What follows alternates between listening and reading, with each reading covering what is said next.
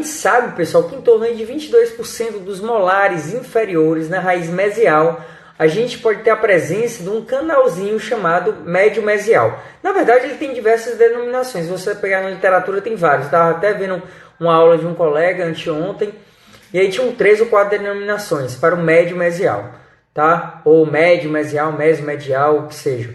Tá? É um canal que fica entre o mesovestibular e o mesolingual nos molares inferiores, né? E aí a gente pode passar batido por ele. E aí, como é que eu acho ele, Samuel? Vamos lá. A gente tem algumas opções.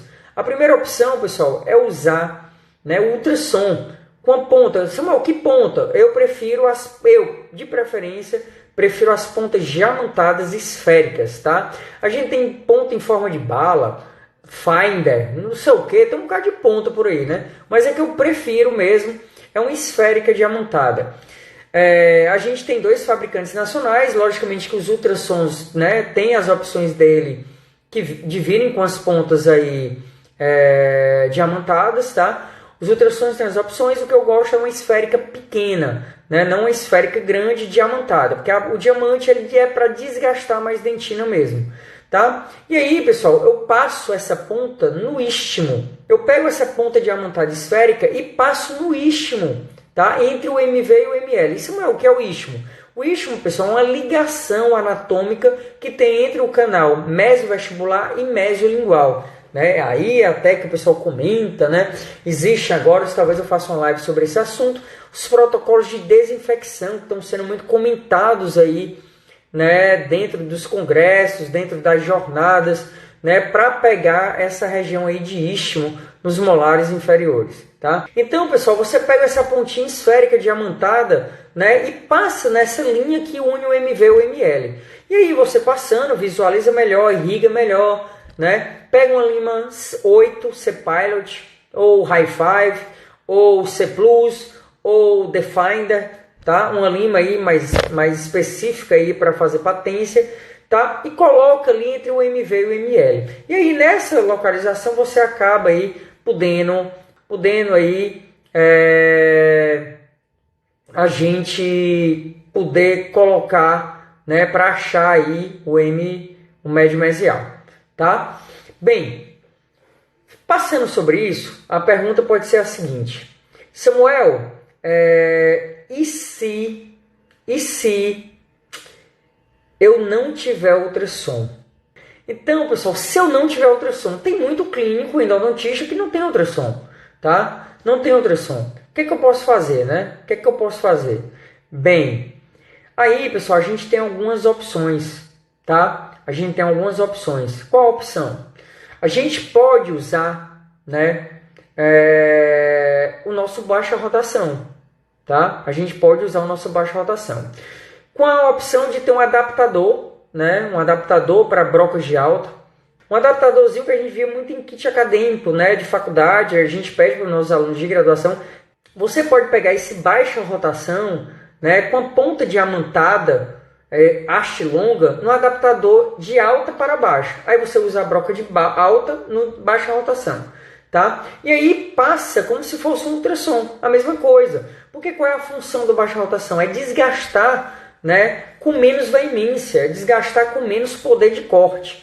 E aí, pessoal, a gente trabalha com baixa rotação nessa região, tá? Nessa região, a mesma coisa que o ultrassom, e você acaba localizando, podendo localizar o médio mesial, né? Logicamente, com o uso de uma lupa, o uso de um fotóforo e um espelho bom lhe ajudam a ver o médio mesial, ok? Vamos lembrar aí um pouquinho da raiz mesial, tá?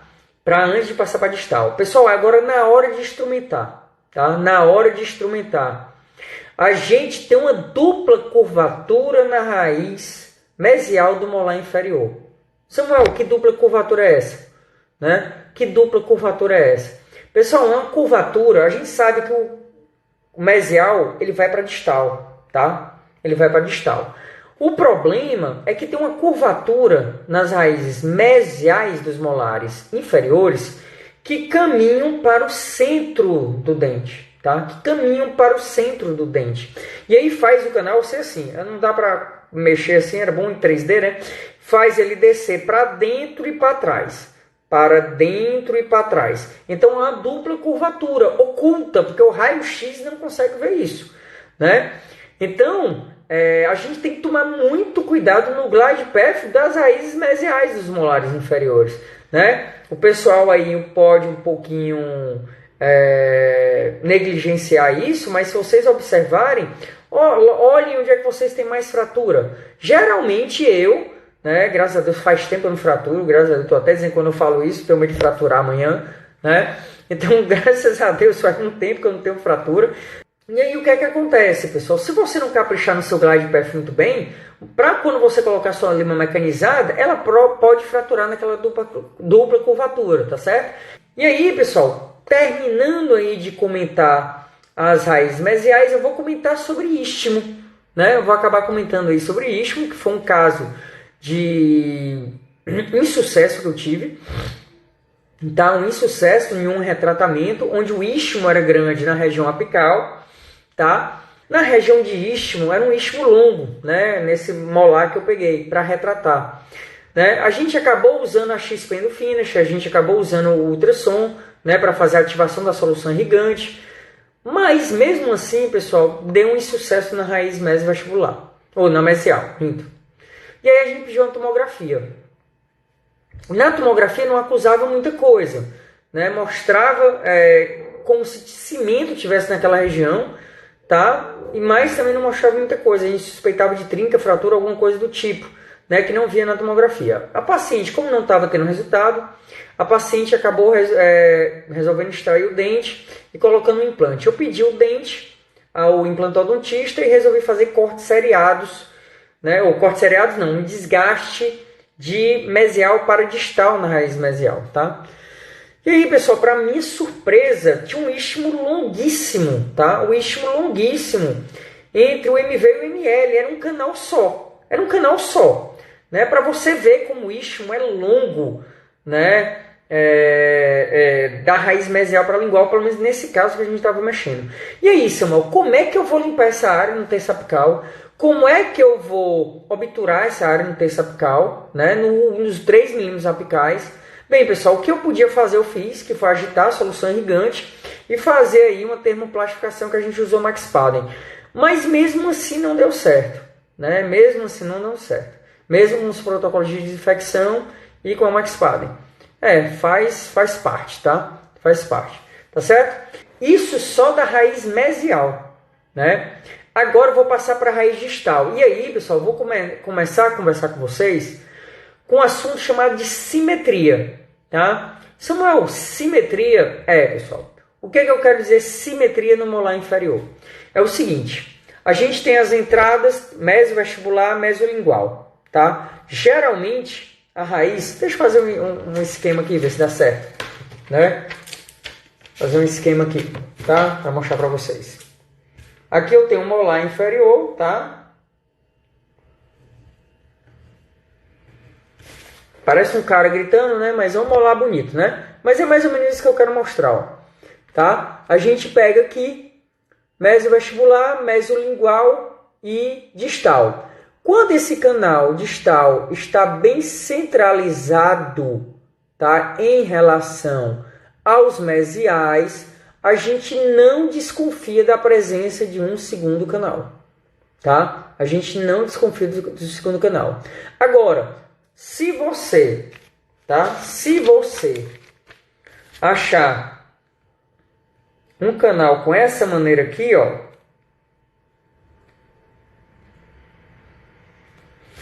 você achou, abriu, fez o acesso de um molar inferior, tá? E achou o mesovestibular, o mesolingual e o distal. Aí vocês percebam, tá? Que a linha que era para estar aqui no centro, tá? Está mais para vestibular, tá? Mais para vestibular. Ou então, se ele tivesse aqui, ó, você achou para distal, mais para distal. Se você notar isso, não tem simetria, tá? Não tem simetria, tá certo? Aqui, ó, opa, tá?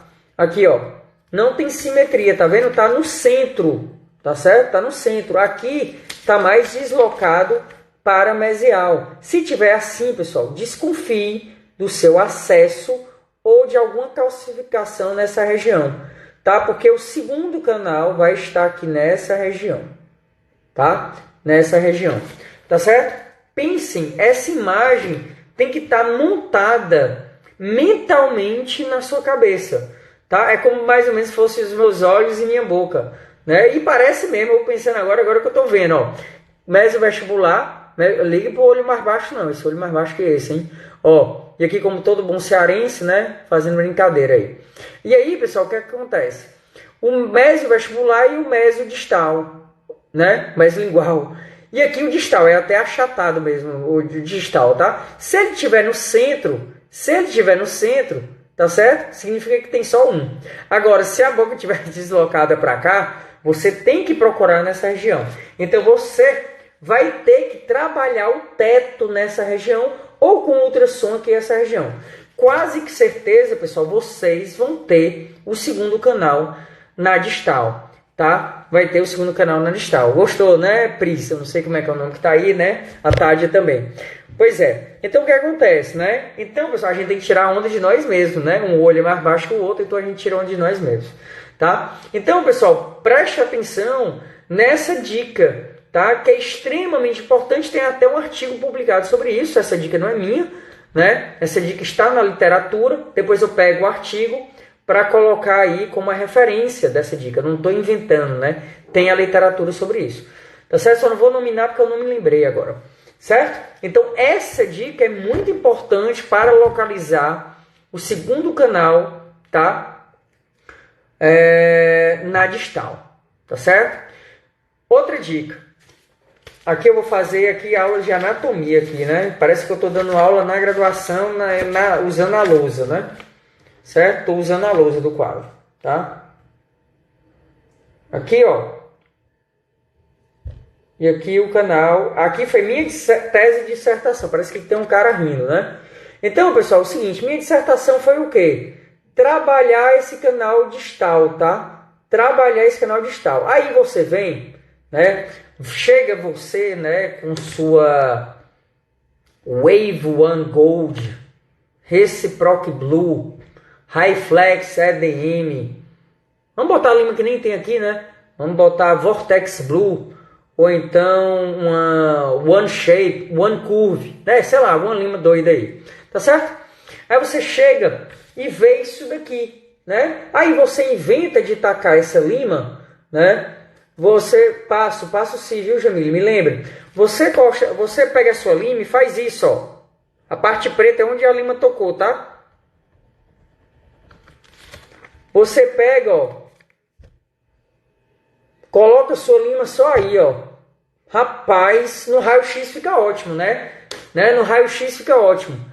Né? Então, tem até alguns colegas que chamam canalistas. O que é um canalista? É um cara que faz só canal sem base nenhuma, sem literatura nenhuma. É só linha bonita no raio-x. Mas vocês não são canalistas, né? Vocês não são canalistas e não vão usar a lima de vocês só no centro. Né, pessoal? Porque tem contaminação nessa região e tem contaminação nessa região. Tem contaminação aqui e aqui. E não é só contaminação, não. Né? Não é só contaminação, não. Eu pergunto a vocês. Aqui nessa região, vou botar até em lápis. Né? Aqui nessa região a gente pode ter o quê? Tecido pulpar. Tecido pulpar. Vou botar depois aí umas imagens, tá? De terços apicais, tá? Com resto de tecido orgânico, mesmo tendo sido usado hipoclorito a 5,25%, né? Por isso, pessoal, vamos trabalhar os polos. Tem que trabalhar essa região.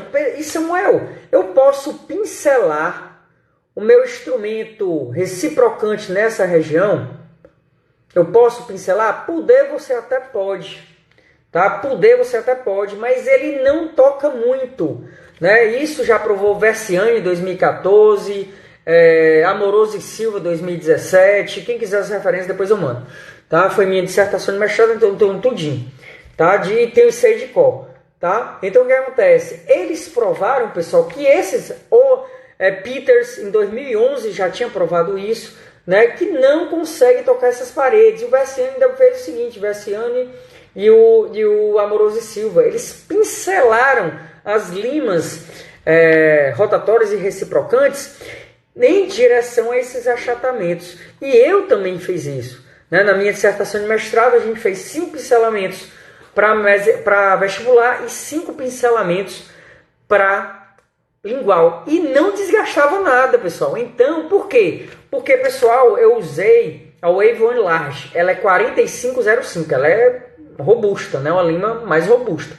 E ela é grande, então para entrar no achatamento, para entrar nessas regiões aqui, ó, tem que ser uma lima mais fina, né? Tem que ser uma lima mais fina. E qual foi o subterfúgio que a gente usou? A gente usou o subterfúgio de usar limas 15, 20, 25 e 30 no contraângulo oscilatório nesses achatamentos, tá? E o que foi que a gente viu, né? Bem, vamos supor que a Wave One tocou em média 60% das paredes, mesmo pincelando, tá? Quando a gente usou o oscilatório para pincelar essas regiões, ele aumentou o toque para quase 90%, 87 ponto alguma coisa. Então, pessoal, de 60 para 87, 88% é muito toque, tá? Basicamente, se sobrou 40% e você tocar aí 20 e poucos por cento, né? É quase 50% de paredes a mais tocadas com o uso do oscilatório, tá certo? Então, uma dica simples, barata, vamos lá, né? O oscilatório custa R$900 e dura o meu eu tenho 2 oscilatórios, um tem 19 anos e o outro tem 10 anos, tá? E aí o que acontece? Né? 10 anos usando lima flex ou lima knit, né? Coisa barata, né? Lima flex pode ser qualquer uma, tá? Não precisa ser Dentsply não. E aí você pega e pincela, tá? Essa região com oscilatório.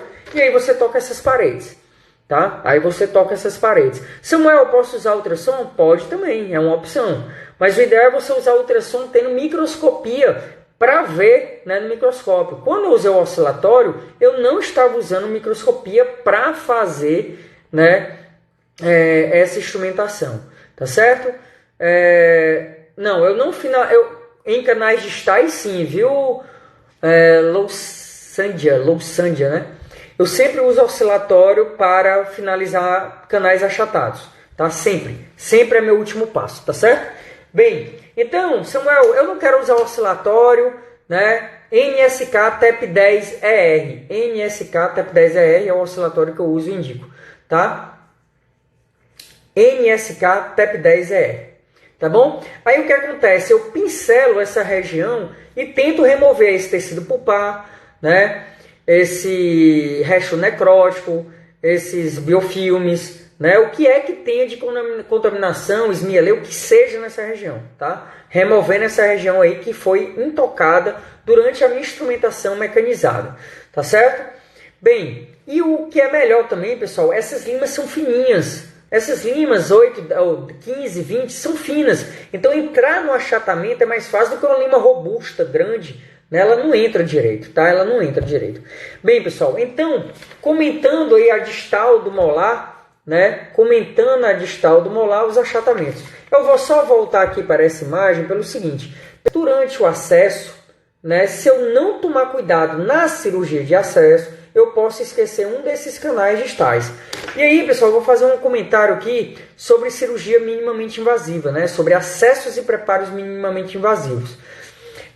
Eu já fui muito contra preparo minimamente invasivo, principalmente para quem não tem microscopia, não devem ser feitos. Tá? Por quê, Samuel? Porque você não vai conseguir ver.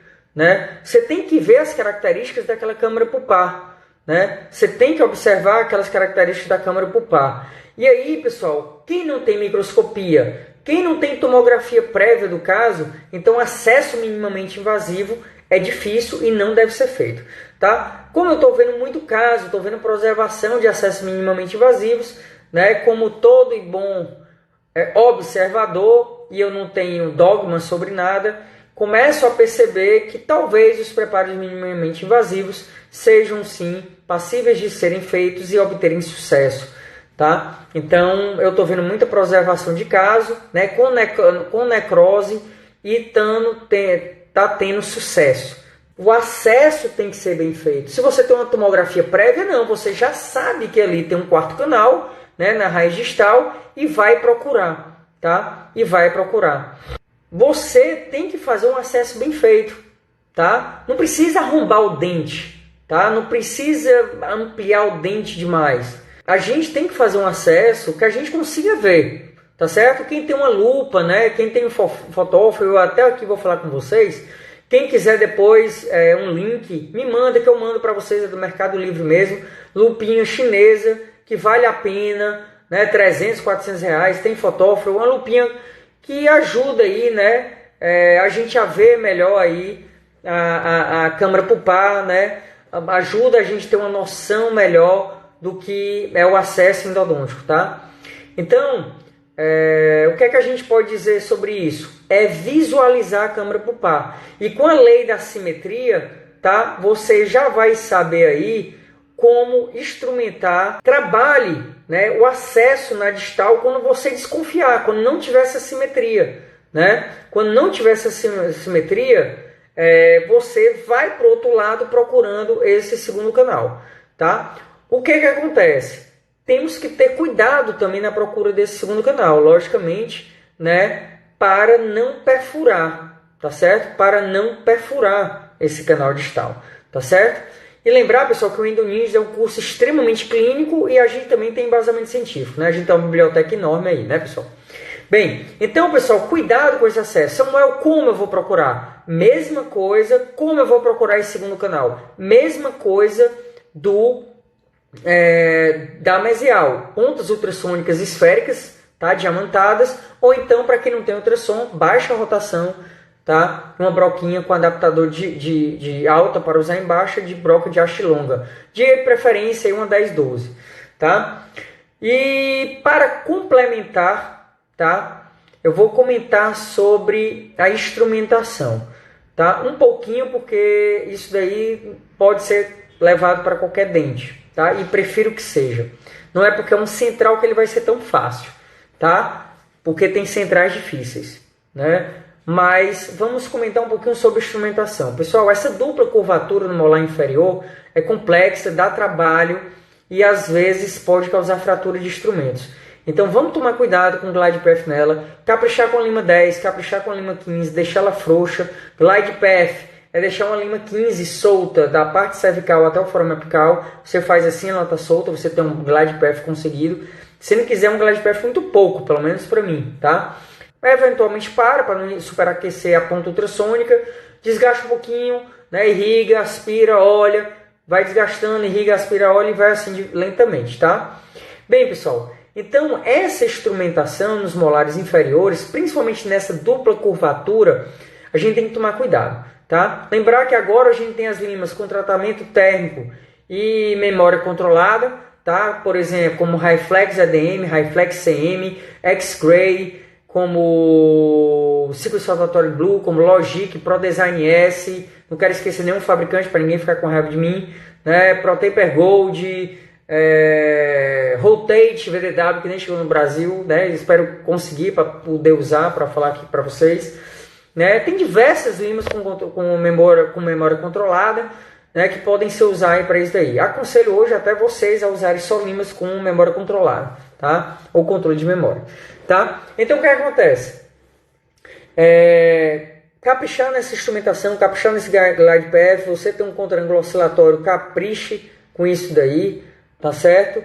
E lembrar, tá, do segundo molar inferior, com a sua variação anatômica, o canal em forma de C. Eu tenho uma aula dessa no YouTube, quem quiser dar uma olhadinha lá no meu YouTube, Endodontia 100% online, com a aula só sobre canal em forma de C, que é um canal, que é um tipo de variação anatômica que acontece nos segundos molares inferiores, geralmente. Acontece em pré-molar, acontece em molar superior, tá? Mas os segundos molares é o dente com maior índice de aparecimentos do canal em forma de C, que é a união entre ML, MV e D, tudo num canal só, né? Então ele forma um C. Então sua instrumentação é dificultada porque você tem que caminhar em torno desse C, tá? Com triângulo oscilatório NSK TEP10ER, NSK TEP10ER, tá? As dentais específicas de endodontia, como a Paiva, Dental Paiva, Nova Endovita, Dental BH, Endomil, L, não quero esquecer ninguém, deixa eu ver o que mais, Dental Liberdade, todo esse pessoal tem um NSK TEP10ER, a maioria delas tem, tá? O canal em forma de C, você usa a lima no MV, no ML, no MV e no D. E aí? E essa ligação entre os canais? Eu vou fazer o quê? Você vai passar o contriângulo oscilatório, uma lema 10 e 20, nesse C. Tá? Tem um trabalho de Amoroso e Silva, 2017, que comenta, né, o uso do contriângulo oscilatório em canais em forma de C usando a lima 30 de níquel titânio, né, a NIT Flex ou a NIT manual, né? E ele comprovou que tocava quase 97% de toque. Eu não consegui isso no meu, consegui 87% em média, tá? Ele conseguiu 90 e poucos por cento. Então, para mostrar para vocês, tá, que o contriângulo oscilatório é possível nessas variações anatômicas em fita, tá? E para finalizar, né, tudo que eu falei de anatomia, estou falando também agora de agitação de solução irrigante. Tem uma ponta, pessoal, tem uma lima que eu gosto muito, não tenho nada da FKG, mas gosto muito. Tem alguns trabalhos do professor Siqueira e sua equipe, né? Eu não lembro, eu geralmente vejo o nome do professor Siqueira no trabalho e às vezes esqueço de guardar o autor, né? Que é o autor principal do trabalho.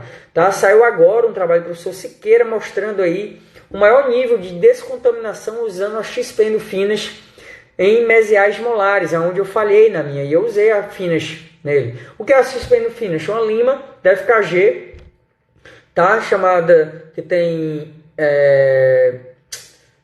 Maxwire, a liga Maxwire, que quando ela entra em contato com a temperatura corporal, ela faz assim, cria uma barriga, você agita ela na solução irrigadora e ela tende a tocar mais paredes porque ela faz um halo completo de 3 milímetros, né? Aí o canal pode ser amplo e ela tenderia a tocar mais, tá? Então, é isso, pessoal. Usar aí a agitação da solução irrigante, a XP no finish é bom para canais não circulares, como a gente comentou, canal em forma de C, canal achatado, eles não são circulares, tá?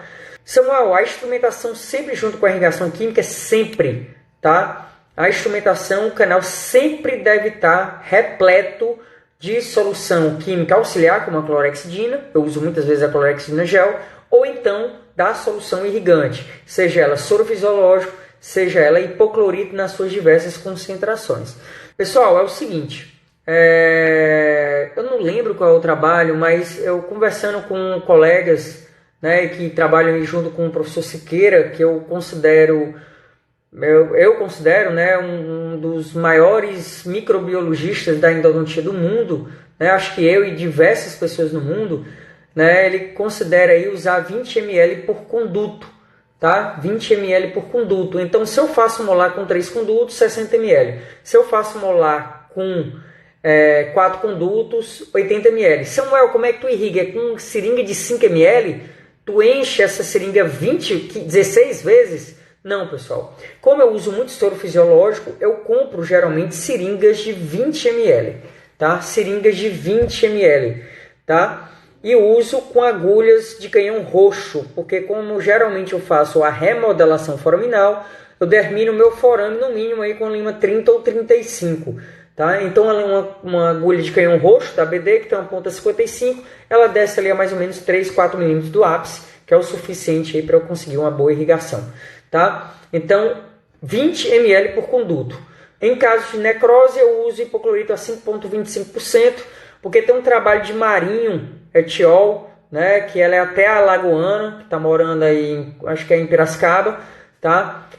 Da equipe da professora Brenda, publicou um trabalho mostrando que o hipoclorito a 5,25% degrada a LPS, tá? Então hoje, em caso de necrose com lesão, eu uso hipoclorito a 5,25%, tá? Para tentar degradar biofilme, que o hipoclorito degrada biofilme, tá? E porque o hipoclorito também degrada LPS. O LPS a gente sabe, é componente aí das bactérias gram-negativas que promove aí a inflamação.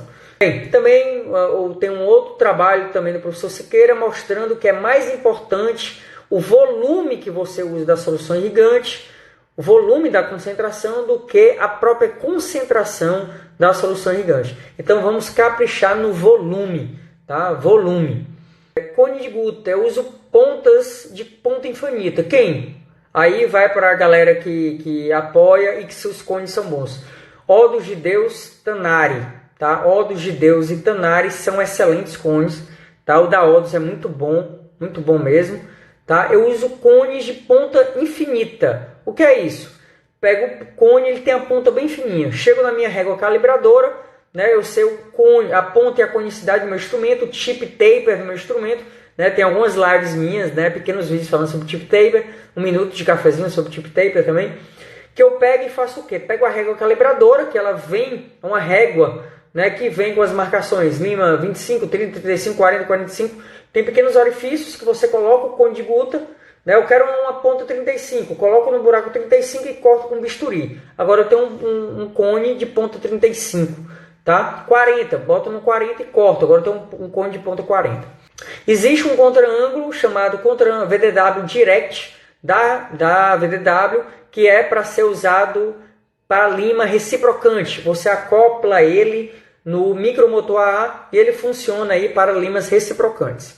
Nos canais em forma de C, como é realizado o movimento do oscilatório? Vai até o comprimento de trabalho? Não. O contra-ângulo oscilatório, quando você usar para pincelar essas paredes intocadas, pessoal, você usa 3 milímetros aquém do comprimento de trabalho. Por exemplo, se o dente tem 20, você usa em 17. Tá? Usa em 17 e pincela, o movimento de pincelamento. Enfia dentro do canal e leva a parede e puxa para cima. Enfia dentro do canal, empurra na parede e leva para cima. Enfia dentro do canal, empurra na parede e leva para cima.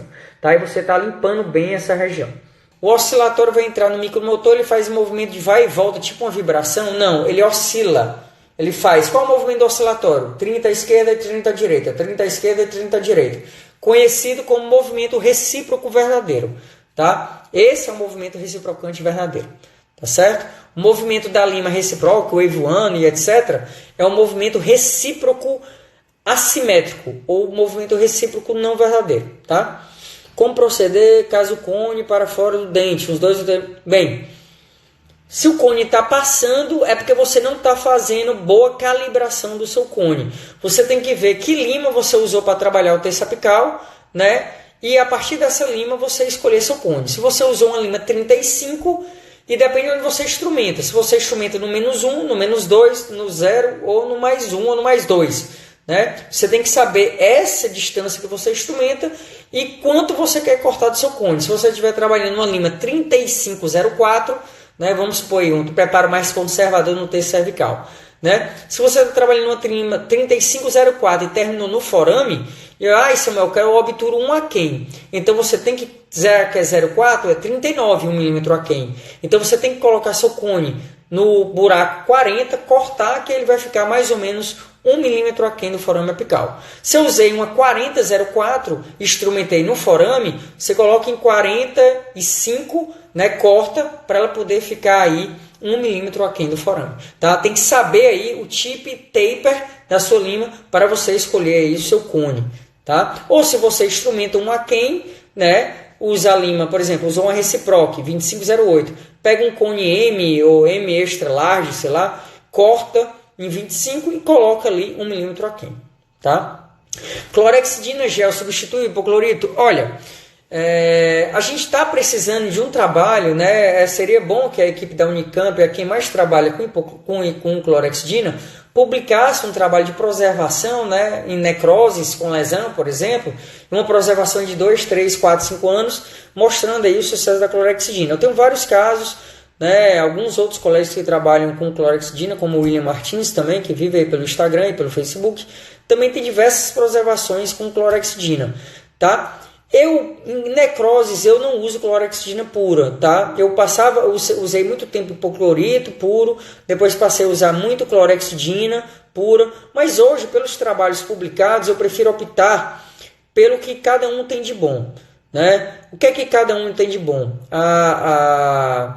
O hipoclorito degrada biofilme e degrada LPS. A parte do dissolvente de tecido orgânico, eu fico meio à parte dela, porque eu não acredito nisso por alguns trabalhos publicados, tá? Já eventualmente eu posto no meu feed, no meu stories. Como o hipoclorito trabalha sobre LPS e trabalha sobre biofilme degradando, né?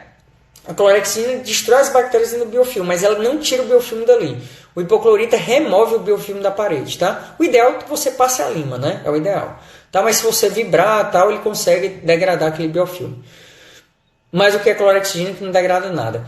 E aí, pessoal, no final, eu uso a clorexidina, né? Eu uso o tiosulfato ou soro, né? Para tirar esse hipoclorito para depois usar a clorexidina. Porque senão, se unir os dois, forma uma substância acastanhada, que é conhecida como esmieleia química, que pode conter paracloroanilina, que é uma substância carcinogênica, né, que ninguém quer uma substância carcinogênica dentro da gente, nem saindo pelo forame apical, né, que a gente sabe que todas as técnicas de instrumentação extruem debris para o periápse, né? Então, pessoal, a partir daí eu vou usar clorexidina. E para que, Samuel, eu vou usar clorexidina? Bem simples, pessoal.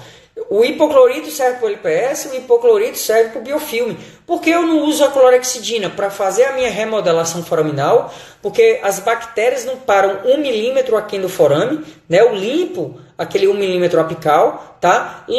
Tento limpar o forame maior, né? Não quero dizer que eu limpo, até porque tem 10, 15, 20 foraminas, por exemplo, mas pelo menos eu tento limpar, que eu estou conseguindo sentir. Tá? Eu prefiro pecar pelo excesso do que pela falta. E aí, pessoal, a clorexidina tem 2 fatores que eu acho extremamente importantes para quando eu trabalho nessa região. Primeiro, é a biocompatibilidade para eu trabalhar no forame. Hipoclorito não é nada biocompatível, pelo contrário, né? É extremamente danoso aos tecidos periapicais. Tá? O que a gente está cansado de ver aí, né, problema com hipoclorito. De vez em quando alguém me manda um recado pedindo uma ajuda, alguma coisa com relação ao extravasamento de hipoclorito, né? Vi paciente ser até internado em UTI por isso. E aí o que acontece? A biocompatibilidade da clorexidina é muito maior que o hipoclorito de sódio, mas também ninguém vai ficar jogando mililitros, né, dentro, ou ml dentro ali do periápse de clorexidina, tá? E o segundo ponto da clorexidina, pessoal, vai para o pessoal que gosta de curativo intracanal, né? Vai para o pessoal que gosta da medicação intracanal. Por quê? Existem trabalhos, pessoal, na literatura que mostram que a clorexidina na dentina consegue se manter ativa, né, a clorexidina, por até 4 semanas.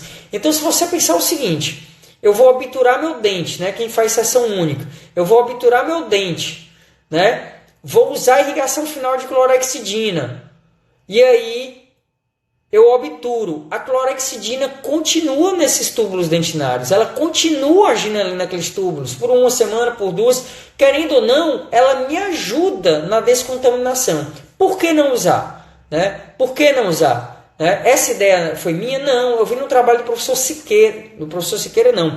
Paiva et al. 2015, se eu não me engano. Não, 2013. Né? Paiva et al. 2013, no International Neurological Journal, que ele mostra exatamente aí o uso final da clorexidina. E ele tirou de um outro trabalho, acho que em 98, tem outro trabalho na literatura mostrando clorexidina, hipoclorito e com medicação intracanal, obtendo o mesmo sucesso.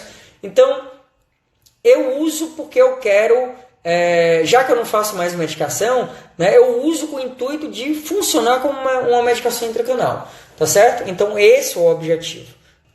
Quando escolher fine medium ou medium, pessoal, a gente tem que saber de qual a tabela de cone, tá?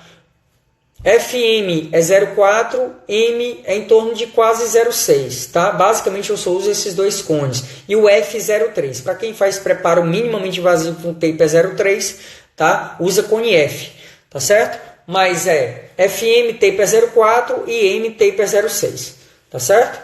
Qual a sequência de irrigantes? Hipoclorito, 1 milímetro aquém, tiosulfato para neutralizar esse hipoclorito por 5 minutos, agitando o tiosulfato, soro para limpar o tiosulfato, seca, clorexidina líquida, tá? Se você não faz remodelação foraminal, coloca a clorexidina lá e agita ela. Seca e obtura.